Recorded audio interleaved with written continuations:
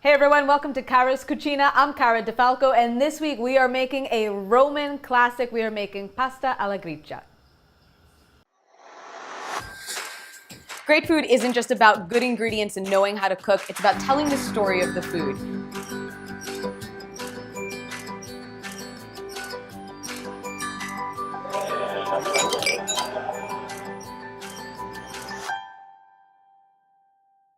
The main ingredient in this dish, and it is super simple, is guanciale. Now, guanciale is cured pork cheek.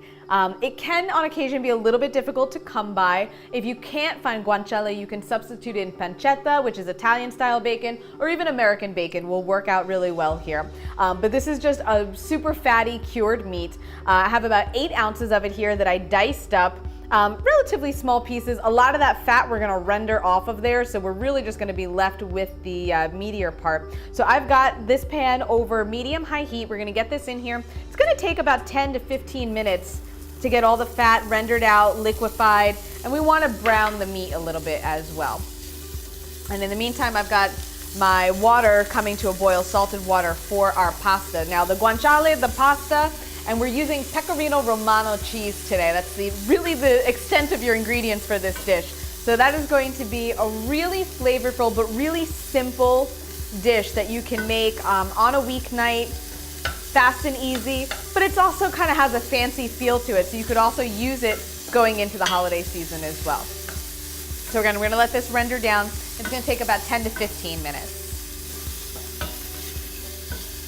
So while we have our guanciale cooking, I just want to talk to you guys a little bit about the trip to Italy that I am hosting next spring.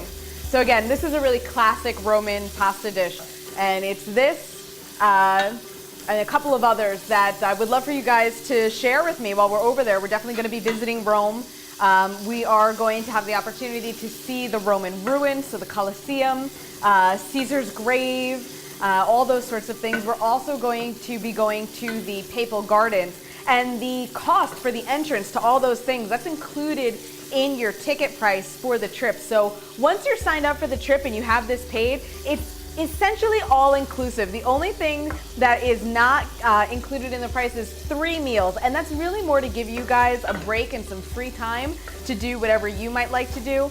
And of course, whatever shopping you might be doing. But once you're all signed up, everything is included in this trip. It's just gonna be a phenomenal way to see Italy, to taste Italian food like you've never had it before, and to learn how to do it for yourself. Because what does everybody do when they come home from Italy? They rave about the food and, oh, I wish I knew how they did that. Well, you know what? You're gonna come home from this trip and go, I know exactly how they did that because I spent my time in Italy learning how to cook like the Italians with Cara Di Falco. So I really love to see you guys there. I hope you get a chance to sign up. And the website you want to visit is caradifalco.com/events. It's been about 10 minutes, our water is boiling, but before I get our pasta in there, I'm actually gonna get our guanciale out of this pan. We're just gonna put it in a bowl and set it aside. We've rendered out most of the fat.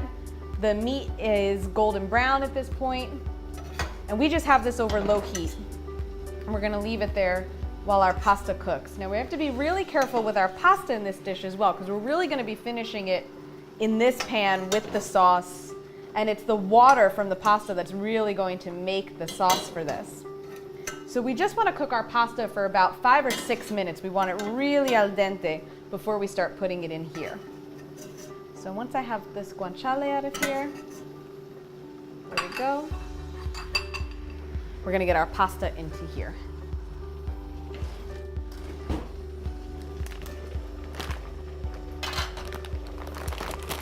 And I'm using a rigatoni today.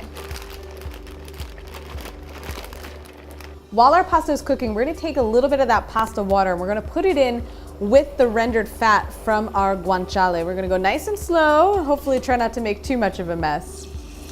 But this is how we are going to make the sauce for our pasta.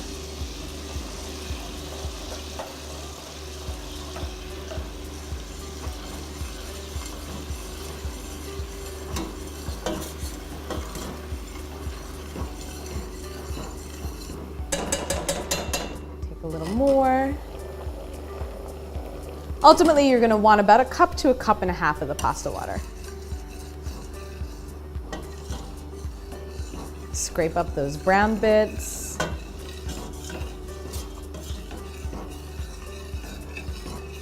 You can kind of see already, this is already becoming nice and silky. This is gonna be beautiful.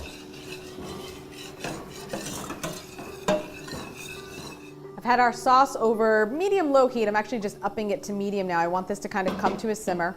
And I just tasted one of our rigatoni, and it's very al dente. It's actually still a little almost crunchy in the center. And we want that because we're gonna finish cooking them in here. So at this point, I am going to remove the lid. I'll take this off the heat, and we're gonna transfer our pasta.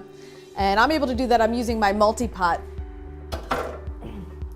And we'll have a link for one of these down below too if you've never seen one before, you don't have one, but they're a great way to save your pasta water, which more often than not you're gonna need.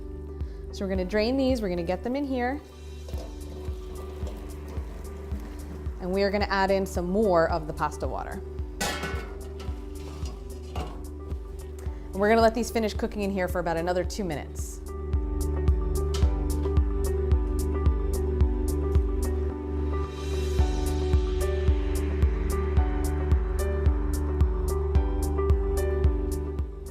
Our pasta's just about finished cooking. That water has really started to reduce out of our pot. So at this point, our last minute or two of cooking, we're gonna start adding in pecorino romano cheese. So again, remember, it's not Parmesan, it's pecorino romano. And we are gonna start with one big handful. We're really just gonna kind of keep an eye on this, mix it in as we go. And we wanna start to see the sauce really cling to the pasta. It is a little bit already, but it's gonna start to become nice and creamy and clingy. And that's what we want. And this will take about another 2 minutes. But see, we're already starting to get that nice sheen in there. That's exactly what we're looking for. And I'm doing this by the handful because I know that my hand is about 1/4 cup. We'll probably wind up using about 1 cup to 1.5 cups of cheese.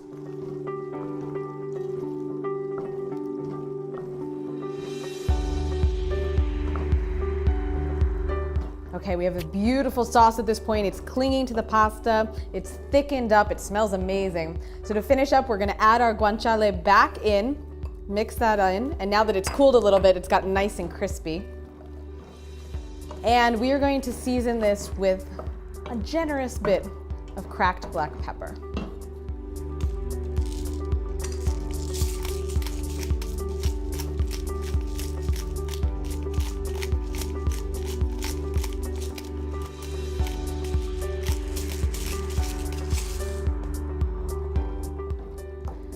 Take this off the heat, we're ready to plate.